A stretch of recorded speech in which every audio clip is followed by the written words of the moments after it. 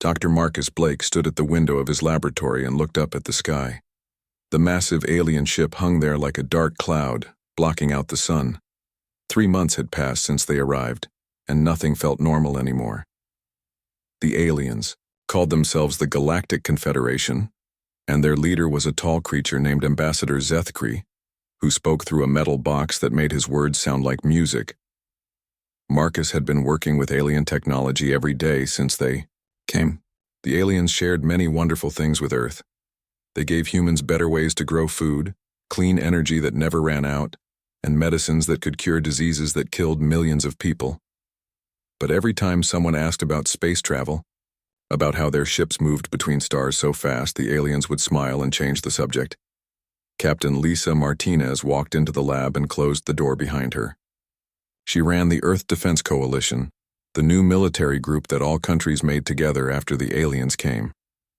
Lisa had short black hair and worried eyes that never seemed to rest. She carried a folder full of papers and set it down on Marcus's desk. "They are hiding something big from us," Lisa said in a quiet voice. "My people have been watching them for weeks. Every time we ask about their engines, about how they travel faster than light, they say we are not ready to understand." Marcus picked up the folder and opened it. Inside were photos of alien ships, drawings of their technology, and reports from scientists all over the world. Everyone was asking the same questions. Why would the aliens share so much but keep the most important technology away from humans? "Look at this," Marcus said, pointing to a picture of an alien power source. "This energy pattern looks familiar. I have seen something like this in old human experiments from 50 years ago, but the aliens act like this is magic that humans could never understand." Dr. Kevin Park entered the lab carrying a box of equipment. Kevin was young and smart, with thick glasses and hands that were always dirty from working on machines. He had been taking apart every piece of alien technology he could find, trying to understand how it worked. "I have found something interesting," Kevin said, setting down his box. "The math behind their energy systems is not new. Humans wrote about these ideas in science books decades ago, but somehow the aliens make it seem like they invented everything." Dr. Amy Rodriguez came in behind Kevin. Amy worked with numbers and patterns, trying to find the secrets hidden in alien technology. She had long brown hair that she always kept tied back and a notebook that she wrote in constantly. "The energy signatures from their ships match theories that human scientists published in the 1980s, Amy said, showing them her notebook. "Einstein wrote equations that predicted exactly this kind of technology. But when I told the aliens this, they laughed and said humans were just lucky guesses." Marcus felt anger growing in his chest. He had spent his whole life studying space and time, learning how the universe worked. When the aliens came, he thought they would teach humans amazing new things. Instead, it seemed like they were treating humans like children, who could not understand basic ideas. Lisa opened another folder and pulled out some papers with alien writing on them. "My intelligence team found these in the trash near their landing site. We had them translated. You need to read this." Marcus took the papers and began to read. The words made his blood run cold. The alien documents talked about Earth like it was a farm. They called humans useful workers who should never be allowed to leave their planet. The papers mentioned other worlds where they had done the same thing, keeping civilizations trapped and dependent on alien technology. "They are not here to help us," Marcus said, his voice shaking with anger. "They are here to make sure we never become strong enough to challenge them." Kevin pulled a strange device from his box. It was part of an alien communication system that had broken during a storm. "I have been studying this for weeks. The technology inside is not magic. It uses principles that humans understand. But the aliens built it in a way that makes it hard to copy." Amy looked at her notebook again. "If they are keeping us from learning about space travel, there must be a reason. Maybe their technology is not as advanced as they want us to think." Lisa stood up and walked to the window. Outside, people went about their daily lives, not knowing that their new alien friends might actually be their captors. "We need to find out the truth. If the aliens are lying to us, if they are keeping us prisoners on our own planet, then we have to do something about it." Marcus closed the folder and looked at his team. These were some of the smartest people on Earth, and they all saw the same thing. The aliens were not the wise teachers they pretended to be. They were guards keeping humanity locked in a cage made of false kindness and hidden technology. "We start tonight," Marcus said. "Kevin, I want you to take apart every piece of alien technology you can find. Amy, keep studying their energy patterns and compare them to human theories. Lisa, use your contacts to get us more alien equipment to study." "What if they catch us?" Amy asked. "Then we better work fast," Marcus replied, "because I have a feeling that once we understand their technology, we will discover that humans are much smarter than the aliens want us to believe." Outside the window, the alien ship continued to hover over the city like a dark promise. But inside the laboratory, 4 humans began to plan something that would change everything. They were going to steal the secrets of faster-than-light travel, and they were going to prove that humanity deserved to walk among the stars as equals, not servants.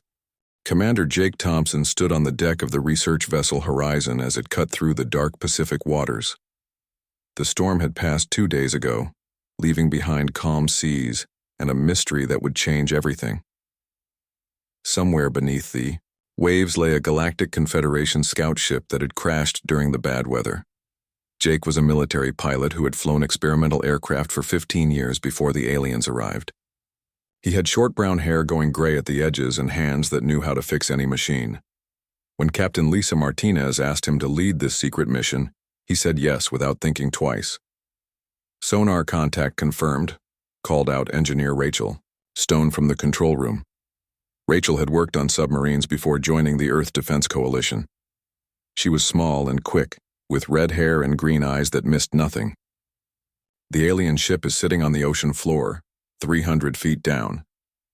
Jake pulled on his diving suit and checked his equipment one more time.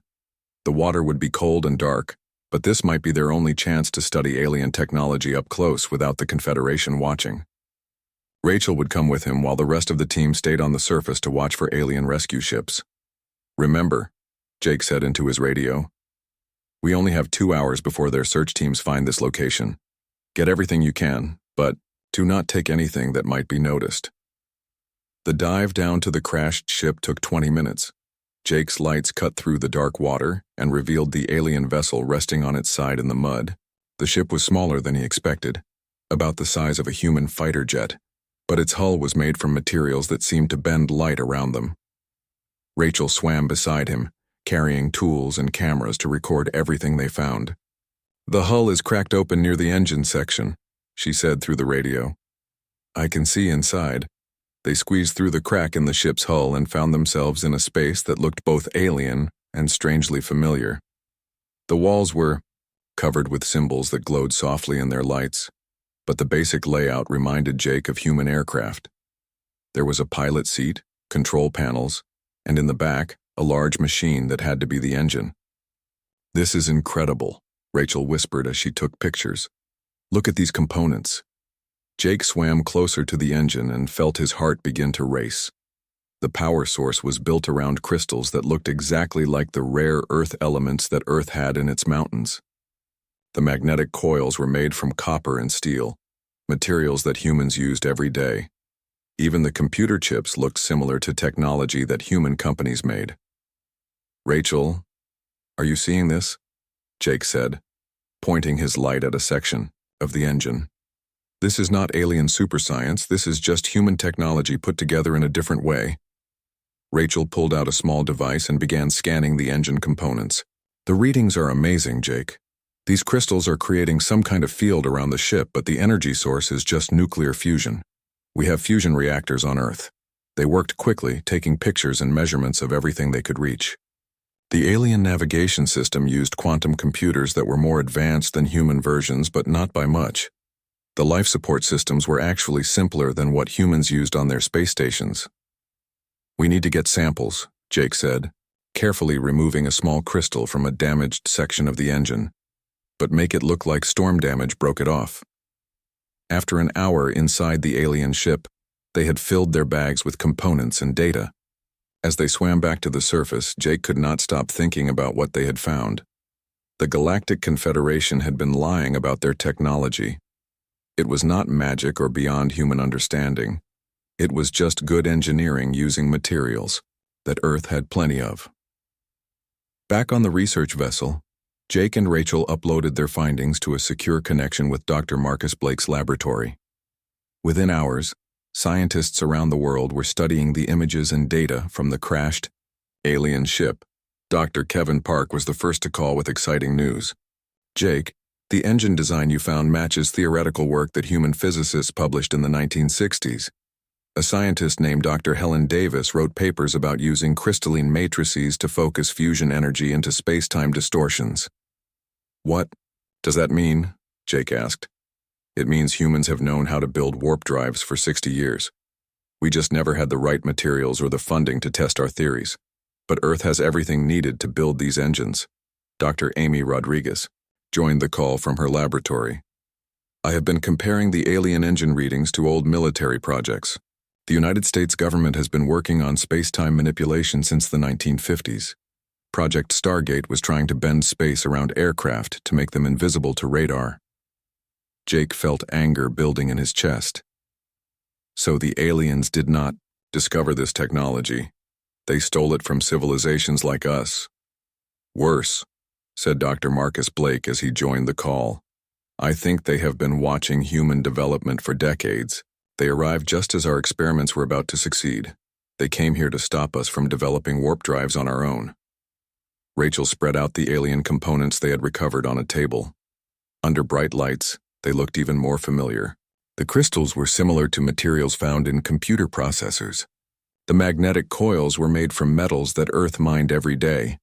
Even the exotic matter that powered the warp field was something human scientists had theorized about for years. How long would it take us to build one of these engines? Jake asked. Dr. Blake was quiet for a long moment. If we had been allowed to continue our research naturally, probably 10 to 20 years. But now that we understand their design, maybe 6 months if we work day and night. Then that is what we do, Jake said. Rachel, I want you to coordinate with Dr. Blake's team. Share everything we found. If the Galactic Confederation thinks they can keep us trapped on Earth by hiding technology that we could have invented ourselves, they are about to learn how wrong they are. Over the next few days, more crashed alien ships were found around the world. Each one revealed the same truth. The aliens were using advanced versions of human technology, materials that Earth had in abundance, and scientific principles that human researchers had been developing for decades. The Galactic Confederation had not come to Earth to help humanity reach the stars. They had come to make sure humanity never left home, but they had made one critical mistake. They had underestimated human curiosity, human intelligence, and the human refusal to accept limits that other people tried to place on them. Jake stood on the deck of the Horizon as it returned to port, watching the alien ships floating in the sky above major cities. They looked less impressive now that he knew their secrets. Soon, very soon, those ships would have company among the stars. Dr. Kevin Park had not slept for 3 days. His eyes burned from staring at computer screens and his hands shook from too much coffee, but he could not stop working. The alien warp drive components lay spread across his laboratory table like pieces of a puzzle that humanity was finally ready to solve. Hand me that crystal array, Kevin said to Dr. Amy Rodriguez, who sat at a nearby workstation running calculations on her computer. Amy looked just as tired as Kevin, but her eyes burned with excitement as numbers and equations filled her screens. The power requirements are actually lower than we thought, Amy said, passing Kevin the crystal. Human fusion reactors can generate enough energy to create a stable warp field. The aliens made their systems more complicated than they needed to be. Kevin carefully connected the alien crystal to a power source they had built using human technology. The crystal began to glow with a soft blue light, and the air around it seemed to shimmer like heat waves rising from hot pavement. Instruments around the laboratory started beeping as they detected the space-time distortion field. It is working, Kevin whispered. We are actually bending space. Engineer Carlos Mendez walked into the laboratory carrying a box of components that his team had manufactured in underground workshops around the world. Carlos was a big man with strong hands and a practical mind who could build anything if you gave him the right materials and enough time. The manufacturing tests are complete, Carlos said, setting down his box. We can produce these warp field generators using standard Earth materials, titanium, copper, rare Earth elements that we mine every day. The aliens were using expensive materials when cheaper ones work just as well. Dr. Nancy Green entered the lab behind Carlos, carrying a laptop computer and several data storage devices. Nancy worked with power systems and had spent weeks studying how alien ships generated the enormous amounts of energy needed for faster-than-light travel. The fusion reactor modifications are ready, Nancy said, connecting her laptop to the laboratory's main computer system. We can convert any human fusion plant to power warp drives. The process is actually simpler than what we use to make electricity for cities. Kevin stepped back from his workstation and looked around the laboratory. In just 3 months, a team of human scientists had learned to duplicate technology that the Galactic Confederation claimed would take centuries for humans to understand. But the real breakthrough had come when they stopped trying to copy alien designs and started improving them. Show me the efficiency comparisons, Kevin said to Amy. Amy brought up a chart on the main screen that showed power consumption and performance data. Human manufacturing techniques can build the same warp field generators using 30% fewer materials. Our computer systems are more efficient at calculating navigation routes, and our fusion reactors produce more power per unit than alien equivalents. Carlos opened his box and pulled out a warp field generator that his workshop had built, using completely human technology. It was smaller than the alien version they had recovered from the crashed ship, but tests showed it was actually more powerful. We are not just copying their technology, Carlos said with a proud smile. We are making it better. Captain Lisa Martinez arrived with Major Rick Santos, who commanded the secret military facilities where humanity's first warp ship was being constructed. Rick was a serious man with gray hair and steady hands who had managed classified projects for 20 years. How long until we have a working ship? Lisa asked. The ESS Freedom will be ready for testing in 6 weeks, Rick replied. We are building her in parts at different locations, then assembling everything in the underground facility in Colorado. The aliens have no idea what we are doing. Kevin walked over to a computer terminal and brought up the ship's design plans. The ESS Freedom was smaller than Confederation vessels, but packed with human innovations that alien engineers had never considered. Redundant safety systems, modular components for easy repair, and advanced navigation computers that could plot courses faster than alien systems. The most exciting part is the communication system, Amy said, pointing to a section of the ship's design. We discovered that the quantum entanglement effect created by warp fields can carry information instantly across any distance. The aliens never figured this out, but human quantum physicists predicted it decades ago. Nancy pulled up power system diagrams on her laptop. Each human warp ship will be able to communicate with Earth in real time, no matter how far they travel. We can explore the galaxy and stay connected to home base. Dr. Marcus Blake joined the team, carrying reports from research facilities around the world. Marcus looked older than he had 3 months ago, but his eyes burned with determination and barely controlled anger at the Confederation's deception. Teams in China, Russia, and Europe have all achieved successful warp field generation, Marcus said.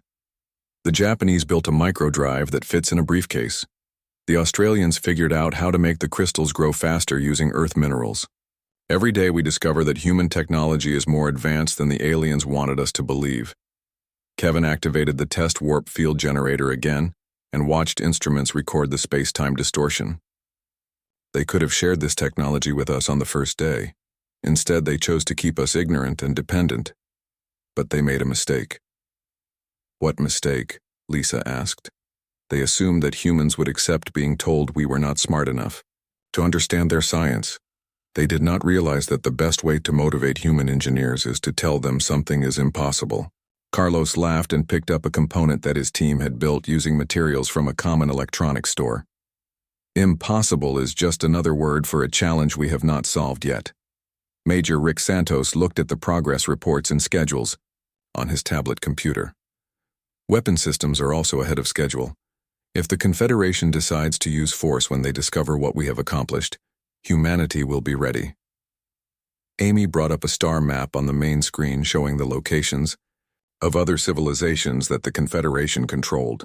Once we prove that humans can build better warp drives, we can share the technology with every world that has been kept dependent and ignorant.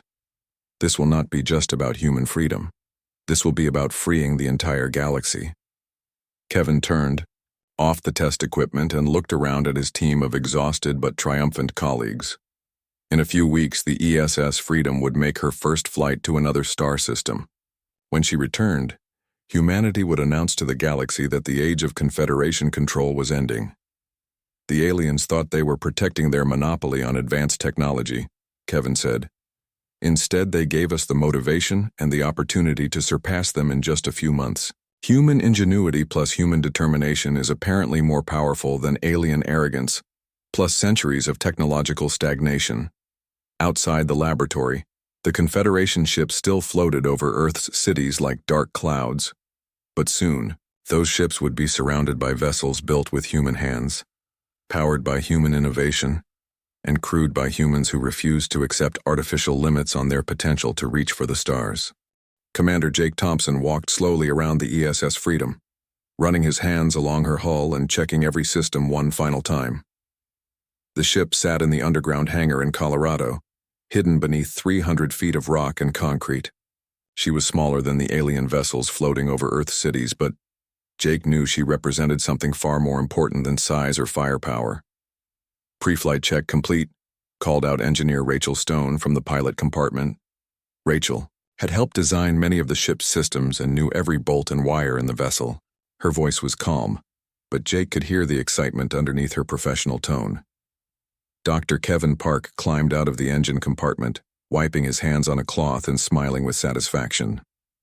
"Warp drive is ready for activation. All crystals are aligned and the fusion reactor is running at optimal efficiency. We are ready to make history." Jake took one last look around the hangar at the team of scientists, engineers, and military personnel who had worked day and night to build humanity's first warp ship. Major Rick Santos gave him a thumbs up from the control room where he would monitor the test flight. Dr. Marcus Blake stood beside a bank of computers that would record every detail of the journey to Proxima Centauri. "Remember," Jake said into his radio, "if anything goes wrong out there, the aliens cannot know what we have accomplished. Set the ship to self-destruct before letting them capture our technology." "Understood," Rachel replied. "But nothing is going to go wrong. Human engineering does not fail." Jake climbed into the pilot seat and began the startup sequence that he had practiced hundreds of times in simulations.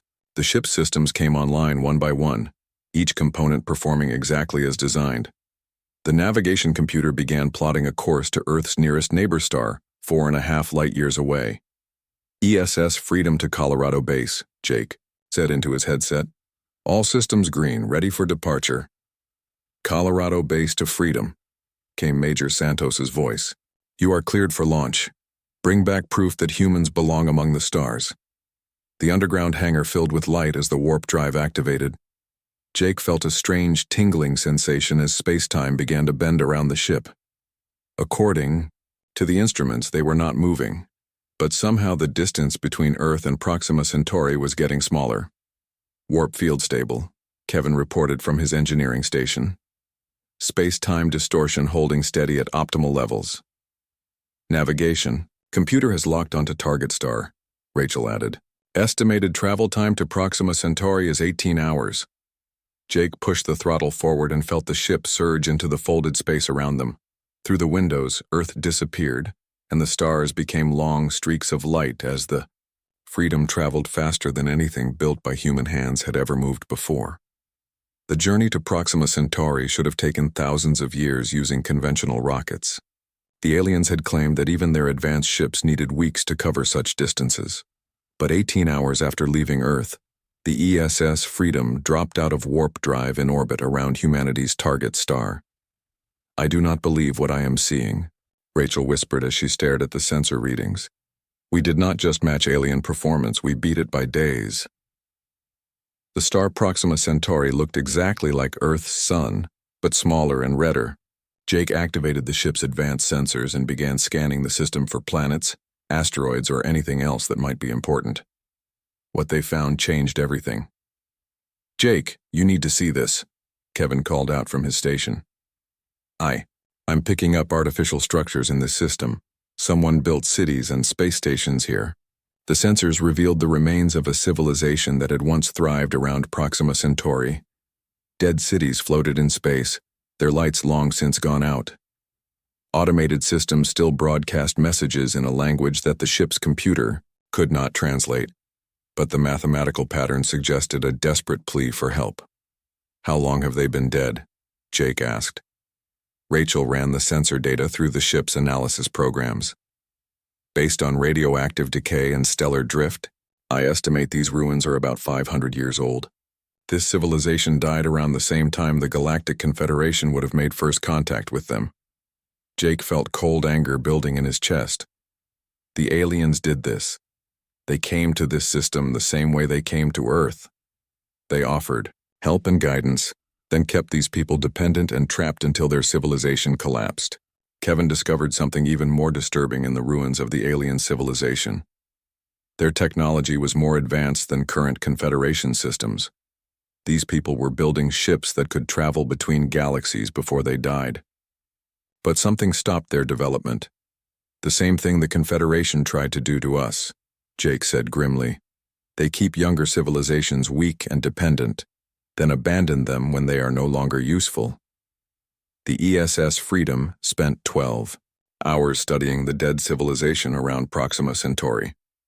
They found evidence of at least 6 different species that had worked together to build incredible cities and explore deep space, advanced manufacturing, clean energy, and medical technology that surpassed anything on Earth. All of it abandoned and forgotten.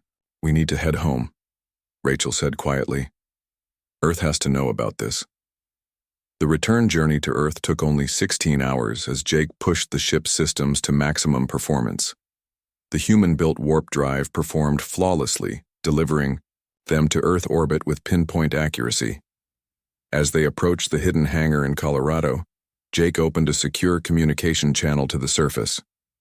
"Colorado Base, this is ESS Freedom, returning from successful test flight to Proxima Centauri. Freedom, this is Base," came Major Santos's excited voice.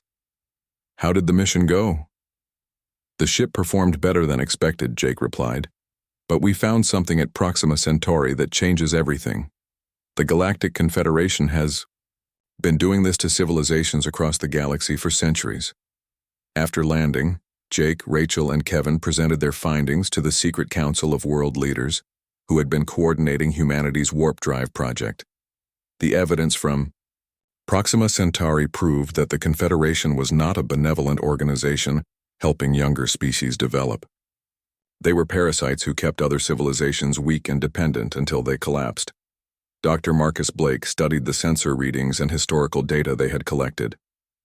"This confirms our worst fears. The Confederation has been systematically destroying any civilization that might challenge their control. We are just their latest target." "How many dead worlds are out there?" asked Captain Lisa Martinez. Kevin pulled up star charts showing the locations of Confederation member worlds. "Based on the pattern we found at Proxima Centauri, probably dozens of civilizations have been eliminated over the past 1,000 years, all of them more advanced than the Confederation wanted to allow." Jake looked around the room at the faces of the people who would decide humanity's future. "We have 2 choices. We can pretend we never developed warp drive and hope the aliens leave us alone, or we can fight back and make sure this never happens to another civilization." Major Rick Santos stood up and walked to the star chart display. "How many ships can we build?" "With global cooperation and unlimited resources," Rachel said. "Maybe 50 warp-capable vessels in the next 6 months, each one better than Confederation technology." "Then that is what we do," Jake said firmly. The aliens came to Earth expecting to find another weak civilization they could control and eventually abandon. Instead, they are going to discover that humans do not accept limits, do not give up, and do not let bullies win. Outside the underground facility, the Confederation ships continued their surveillance of Earth's major cities. But their time as the galaxy's dominant power was running out. Humanity had tasted the freedom of faster-than-light travel, seen the evidence of alien crimes, and decided that some fights were worth having regardless of the odds. Dr. Marcus Blake stood in the United Nations Assembly Hall, looking up at the massive viewing screen that showed 50 human warships surrounding the Galactic Confederation fleet above Earth. 6 months ago, those alien vessels had seemed like impossible marvels of advanced technology. Today, they looked small and outdated compared to the sleek ships that humanity had built using their own improved designs. Ambassador Zethkri entered the hall through a shimmering portal, flanked by 2 of his advisors. The tall alien moved with the confident stride of someone who had intimidated hundreds of civilizations over the centuries.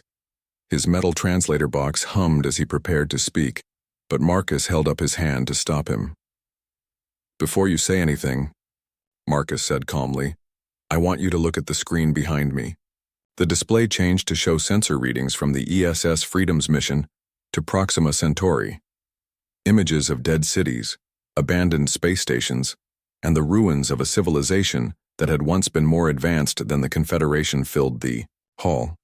Zethkri's confident expression faltered as he recognized what he was seeing. "You found them," the alien ambassador said quietly. "We had hoped that evidence would never be discovered."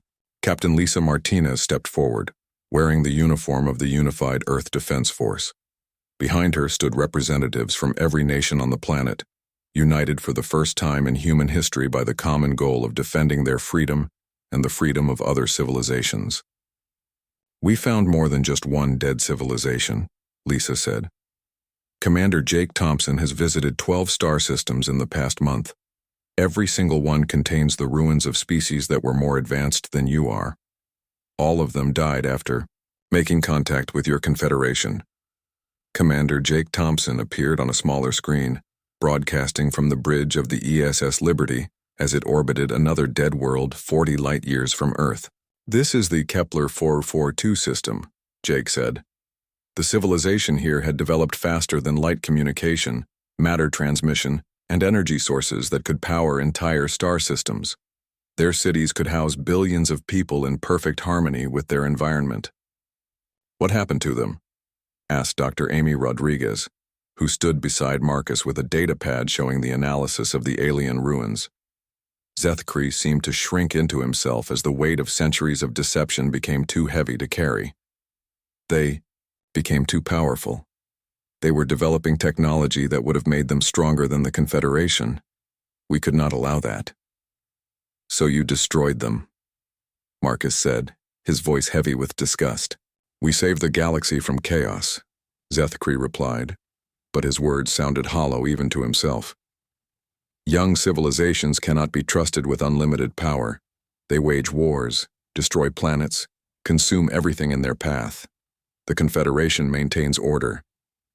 Engineer Rachel Stone spoke from the engineering section of the ESS Freedom, which was broadcasting live from Earth's orbital shipyard, where dozens of new human vessels were under construction. "Your order is built on lies and murder. We analyzed the technology from every dead civilization we found. None of them were warlike or destructive. They were explorers, scientists, artists. They were building better worlds." Dr. Kevin Park entered the assembly hall, carrying a device that looked like a briefcase but contained a fully functional warp drive built using human manufacturing techniques. "This represents 6 months of human engineering work. It is smaller, more efficient, and more powerful than anything your Confederation has built in the past 1,000 years. Zethkri stared at the device with what might have been fear. "Impossible. Your species has barely discovered fire. You cannot have surpassed our technology in such a short time." "We did not surpass your technology," said Dr. Nancy Green from her laboratory where she was training scientists from around the world to build fusion reactors capable of powering warp drives. "We surpassed the technology of the civilizations you murdered. Your own science has been stagnant for centuries." Engineer Carlos Mendez appeared on screen from a manufacturing facility where assembly lines were producing warp drive components at a rate that the Confederation could never match. "We are sharing complete technical specifications for our improved warp drives with every civilization in the galaxy. Any world with basic industrial capacity can build ships that are better than yours." The alien ambassador looked around the way, Haul at the faces of humans who had gone from primitive natives to galactic powers in less than a year. You do not understand what you are unleashing. If every civilization has access to unlimited power, war will consume the galaxy. Major Rick Santos stepped forward, commanding the fleet of human ships that now surrounded the Confederation vessels. The only wars in this galaxy have been started by your people. Every civilization you contacted was peaceful until you turned them into dependent slaves or dead monuments to your fear. Dr. Helen Davis appeared on the main screen from her laboratory, where she was putting the finishing touches on humanity's greatest achievement. We have solved the problem that your Confederation created, she announced. Instantaneous communication across unlimited distances using quantum entanglement effects generated by warp fields. What does that mean? Zethkri asked. Marcus smiled grimly as he activated a communication system that connected Earth to every star system in the galaxy. Simultaneously, it means that every civilization in the Confederation can now talk to each other without going through your control networks. They can share technology, coordinate resistance, and plan their freedom without you knowing about it. The assembly, hall filled with voices as representatives from dozens of alien worlds began speaking directly to Earth. Species that had been kept isolated and dependent for centuries were suddenly able to communicate with each other and learn that they were not alone in their desire for freedom. The Vegan system wants technical specifications for human warp drives, reported Dr. Amy Rodriguez as she monitored the Galactic Communication Network. The Centauri Alliance is offering to share their medical technology in exchange for fusion reactor designs. 3 different civilizations are reporting that their Confederation overseers have abandoned their posts and fled. Zethkri activated an emergency communication device and began speaking rapidly in his own language. Within minutes, Confederation ships throughout the galaxy were receiving retreat orders as their empire began collapsing faster than they could control. You have doomed yourselves, the alien ambassador said bitterly. Young civilizations always destroy themselves with unlimited power. In 100 years, you will understand why the Confederation exists. Jake Thompson's voice came over the communication system from deep space where he was escorting the first convoy of liberated alien worlds. Maybe young civilizations destroy themselves when they are kept ignorant and dependent. But when they are free to learn, grow, and work together, they build amazing things. Commander Jake continued his report as images filled the screen showing alien worlds that were rapidly rebuilding their civilizations using human-shared technology. The Kepler worlds are constructing new cities using advanced material science. The Vegan system is developing clean energy sources that could power entire star clusters, and all of them are working together instead of competing for resources. Marcus walked closer to Zethkri and looked directly into the alien's large, dark eyes. Your Confederation was not maintaining order. You were preventing progress. You were keeping the galaxy locked in technological stagnation because you were afraid of being replaced by something better. We maintained peace, Zethkri insisted. Weakly. You maintained fear. Lisa Martinez replied. But fear is a poor foundation for any civilization. It always collapses eventually. Dr. Marcus Blake turned to address the assembly hall and the billions of beings across the galaxy who were listening to humanity's message. The Galactic Confederation claimed that young civilizations needed guidance and control to prevent chaos and destruction. Today we prove that cooperation and freedom create stronger results than fear and dependency. The main screen showed a real-time display of the galaxy as dozens of civilizations began sharing technology, resources, and knowledge for the first time in centuries. Worlds that had been kept primitive were rapidly developing clean energy, space travel, and advanced manufacturing. Species that had never been allowed to meet were forming alliances and partnerships. Rachel Stone's voice came from the shipyard, where the latest human vessels were being launched with crews that included representatives from 12 different alien species. The first interspecies exploration mission departs tomorrow for the Andromeda Galaxy. We are going to see what lies beyond the boundaries that the Confederation set for us. Zethkri looked at the images of galactic civilization, advancing faster in one day than it had in the previous 1,000 years under Confederation rule. What happens to us? He asked quietly. The same thing that happens to every bully when people stop being afraid of them, Marcus replied. You become irrelevant. Your ships can leave Earth's system anytime you want, but your age of control is over.